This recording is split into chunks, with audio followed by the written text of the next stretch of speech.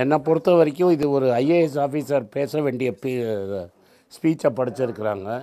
ஒரு நிதி அமைச்சருங்கிறவங்க பேசாமல் ஒரு அண்டர் செக்ரட்டரியோ ஒரு ஜாயிண்ட் செக்ரட்டரி லெவலில் பேசுகிறவங்க பேசியிருக்காங்க. இதில் பெருசாக டீட்டெயில்ஸ் ஒன்றுமே இல்லை. இந்த பட்ஜெட்டில் 1.5 மணி நேரத்தில் விவசாயியை பற்றி பேசுவாங்க அப்படின்னு நான் ரொம்ப நேரம் காத்துக்கிட்டு இருந்தேன். விவசாயிக்கு வெறும் தேங்காய் வளர்க்குறது எப்படி, முந்திரி பருப்பு வளர்க்குறது எப்படி, இந்த சாண்டல்வுட் மரம் வளர்க்குறது எப்படிங்கிறத கொஞ்சம் அப்படியே மேலோட்டமாக பேசிட்டு, தென்னை மரத்துக்கு கொஞ்சம் காசு தரேன் அப்படிங்கிற மாதிரி பேசிட்டு, விவசாயிகளை பற்றியே பேசாத முதல் பட்ஜெட்டாக இதை தான் நான் பார்க்குறேன். அதே மாதிரி கன்ஸ்ட்ரக்ஷன் சைட்டு தான் செகண்ட் லார்ஜஸ்ட் எம்ப்ளாயரு. அந்த சைட்டை பற்றி அதை பற்றியும் ஒன்றும் பேசுகிற மாதிரி தெரியல. ஏதோ காங்கிரஸ்காரன் இந்த பட்ஜெட்டை திட்டுறாங்கிறத விட்டுட்டு நீங்கள் பங்குச்சந்தையை பார்த்து பேசியிருந்தீங்கன்னா உங்களுக்கு உண்மை தெரிஞ்சிருக்கும். இந்த ஸ்பீச்சுக்கு முன்னாடி 30 பாயிண்ட் 40 பாயிண்ட் ப்ளஸில் இருந்த சென்செக்ஸு நிஃப்டியும் சென்செக்ஸும் இறங்கி சென்செக்ஸ் 2800 பாயிண்ட் வரைக்கும் இறங்கிடுச்சு. அதுக்கப்புறம் எல்ஐசி இது மாதிரி கம்பெனிகளை விட்டு இப்போ 1500 1600 பாயிண்ட் வரைக்கும் இறக்கி ஏற்றி வச்சுருக்குறாங்க. ஓவராலாக மார்க்கெட் வந்து இந்த பட்ஜெட்டை வந்து கம்ப்ளீட்டாக வேஸ்ட்டுன்னு சொல்கிற மாதிரி சொல்லிடுச்சு. ஏன்னா பாயிண்ட் என்னென்னா, இந்த பட்ஜெட்டில் எதை பற்றியுமே பேசலை. அவங்க என்ன வரி எங்கெல்லாம் ஏற்றிருக்கோம் அப்படின்னு சொல்கிறாங்க. பர்சனலாக இண்டிவிஜுவல்ஸ் ட்ரேட் பண்ணுறவங்களுக்கு செக்யூரிட்டிஸ் டிரான்சாக்ஷன் டேக்ஸை ஏற்றிருக்காங்க. கம்பெனி முதலாளிகளுக்கு பைபேக் பண்ணால் டேக்ஸை ஏற்றிருக்கிறாங்க. இது ரெண்டும் டேக்ஸ் ஏற்றினதுனால தான் மார்க்கெட் கீழே விழுந்திருக்குது. எங்கே பணத்தை டிப்ளாய் பண்ண போகிறாங்கன்னு கிளியராக சொல்லலை. 16th ஃபைனான்ஸ் கம்பெனியில் எப்படி சொல்லியிருக்கிறாங்கன்னா, வர்டிக்கல் டிஸ்பர்ஸ்மெண்ட்டை நாங்கள் எடுத்துக்கிறோன்னு சொல்லியிருக்கிறாங்க. பட் தமிழ்நாடு மாதிரி மாநிலத்தில் மெயினாக ஓடுங்கிறது ஹாரிசான்டல் டிஸ்ட்ரிபியூஷனு. இந்த ஹாரிசான்டல் டிஸ்ட்ரிபியூஷனை பற்றி அவங்க பேசவே இல்லை. தமிழ்நாட்டுக்கு ஒரே ஒரு ஆர்கியலாஜிக்கல் சைட்டுக்கு சுற்றுலாவுக்கு ஹெல்ப் பண்ணுவேன்னு சொல்லியிருக்காங்களே தவிர, அதை தவிர தமிழ்நாட்டுக்கு ஒன்றும் கிடையாது. இதை ஏன் நான் சொல்கிறேன்னா, சென்னைக்கு வந்து ஒரு ஹை ஸ்பீட் நெட்வொர்க் கொண்டு வரேன் ட்ரெயின்னு சொல்லியிருக்காங்க. அதுக்கு என்னோடய பதில் என்னென்னா, மும்பையிலேருந்து அகமதாபாத்துக்கு நான் வந்து புல்லட் ட்ரெயின் ஓட்டுறேன்னு 15 வருஷத்துக்கு முன்னாடி மோடி சொன்னார். 12 வருஷத்தில் புல்லட் ட்ரெயின் ஓடின மாதிரி எனக்கு தெரியல. அதனால் இந்த ஹை ஸ்பீட் நெட்வொர்க்குங்கிறது 15 வருஷம் கழிச்சு வருமா அப்படிங்கிற ஒரு சந்தேகம். அடுத்தது போன வாட்டி இப்போ இதே மாதிரி தமிழ்நாடு எலெக்ஷன் போது மதுரைக்கு எய்ம்ஸ் தரேன்னு சொன்னார். இன்னும் கட்டுமானம் ஃபுல்லாக முடியலை. எல்என்டி தான் அதை கட்டுமானம் பண்ணிகிட்ருக்காங்க. நான் விசாரித்ததுக்கு டிசம்பர் 2026 இல்லாட்டா ஜான்வரி 2027 தான் முதல் ஃபேஸே முடியுங்கிறாங்க. இந்த பட்ஜெட்டில் விவசாயிக்கு ஒன்றும் கிடையாது, கட்டுமான தொழில் செய்கிறவங்களுக்கு ஒன்றும் கிடையாது. யாருக்கு என்ன இருக்குங்கிறதே எனக்கு புரியல. இவங்க சொன்ன ஜிடிபி நம்பரெல்லாம் சரியில்லைன்னு ஐஎம்எஃப்ஏ சொல்லியிருக்கு. அது எதனால் சொல்லியிருக்காங்கன்னு நான் 2 நிமிஷம் சொல்லிக்கிறேன்.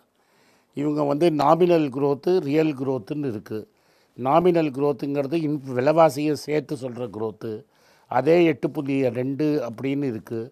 ஆனால் வந்து என்ன பண்ணுறாங்க, இந்தியாவில் விலைவாசியே ஏறலை அவங்களா நினச்சி 0.5 குறைச்சி 7.5% க்ரோத் இருக்குங்கிறாங்க. அரவிந்த் சுப்பிரமணியம் மாதிரி இவங்களுக்கே ஒரு சீஃப் எக்கனாமிக் அட்வைசர் என்ன சொல்கிறாருன்னா, ரியல் க்ரோத்து 2% 3% தான் இருக்குதுன்னு. அதே மாதிரி நாங்கள் டிஸ்இன்வெஸ்ட்மெண்ட் பண்ணிட்டோம் அப்படின்னு சொல்கிறது நீங்கள் பார்த்தீங்கன்னா, கார்மெண்ட் கம்பெனியை எல்ஐசிக்கு விற்றுட்டு நாங்கள் தனியாருக்கு விற்றுட்டோம்னு சொல்லிக்கிறாங்க.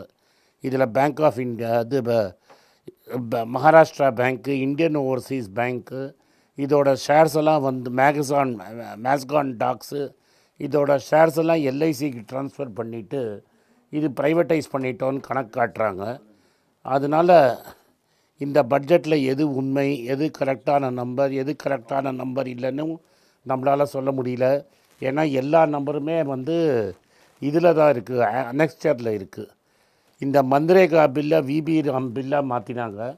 இந்த மன்ரேகா பில்லாக இருக்கும்போது எப்படின்னா, அவங்க எவ்வளோ பணம் அலாட் பண்ணாலும் மக்கள் ஜாஸ்தி பணம் கேட்டாங்கன்னா நீங்கள் கொடுத்தே ஆகணும்.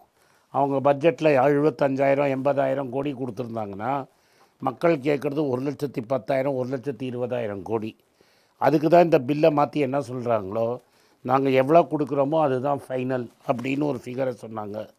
அந்த விபி ராமுக்கு என்ன அலாட் பண்ணியிருக்கோன்னு கூட அவங்க சொல்லலை. எவ்வளவோ பேசினதில் இந்த 100 நாள் வேலை வாய்ப்பு திட்டத்துக்கு எவ்வளோ பணம் அலாட் பண்ணோங்கிறது சொல்லலை, விவசாயிகளுக்கு என்ன பண்ணோன்னு சொல்லலை, ரியல் எஸ்டேட்டுக்கு என்ன பண்ணோங்கிறது சொல்லலை.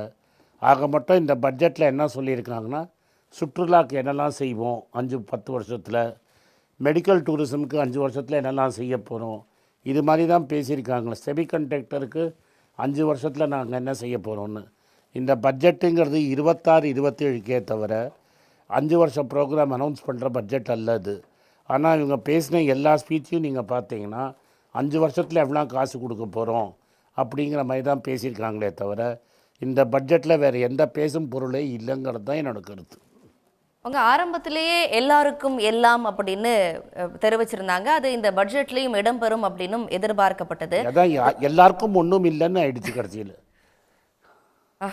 ரொம்ப குறிப்பா வந்து இண்டிவிஜுவல் டாக்ஸ் பேயர்ஸ்க்கான வரி சலுகை எதிர்பார்க்கப்பட்டது. எஸ் சார், என்ன வரி சலுகை வந்தது நீங்கள் தான் சொல்லணும். இண்டிவிஜுவல் டாக்ஸ் பேயர்ஸ்க்கு ஏதாச்சும் பெனிஃபிட்ஸ் இருக்கா?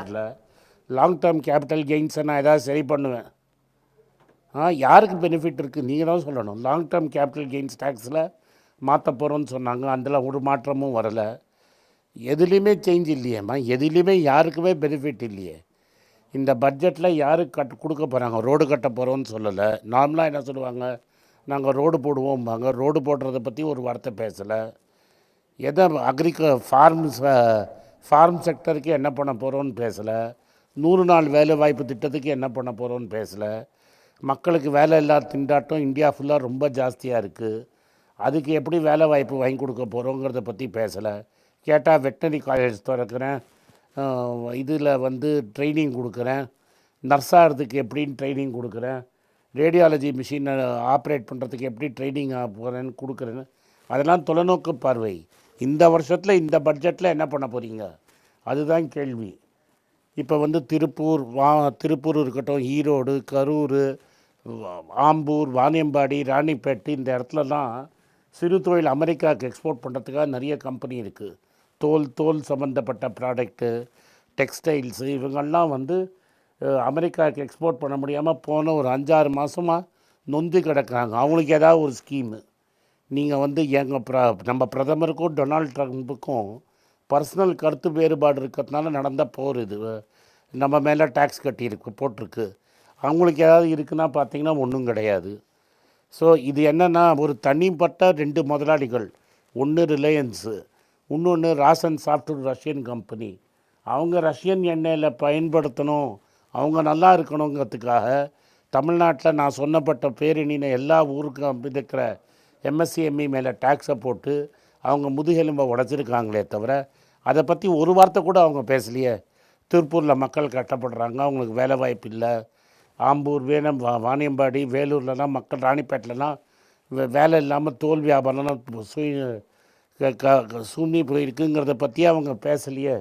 குறைஞ்சி போயிடுச்சு, அடிபட்டிருக்குன்னு ஒன்றுமே பேசலையே. எதை பற்றி தான் சொன்னாங்க.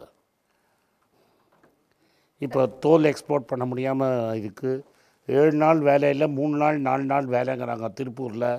அதுக்கு ஏதாவது ஒரு ஸ்கீம் அனௌன்ஸ் பண்ணியிருப்பாங்க. ஏன் தமிழ்நாட்டை ஏன் வந்து டேக்ஸு அமெரிக்கா ஏன் டேக்ஸ் போட்டிருக்கு? நீங்கள் ரஷ்யன் ஆயில் இம்போர்ட் பண்ணுறீங்கன்னு தானே டேக்ஸ் போட்டிருக்கு. இந்த ரஷ்யன் ஆயில் யார் இம்போர்ட் பண்ணுறாங்க? உங்களுக்கு பெட்ரோல் விலை குறைச்சாங்களா, டீசல் விலை குறைச்சாங்களா, இல்லை கேஸ் சிலிண்டர் விலை தான் குறைச்சாங்களா?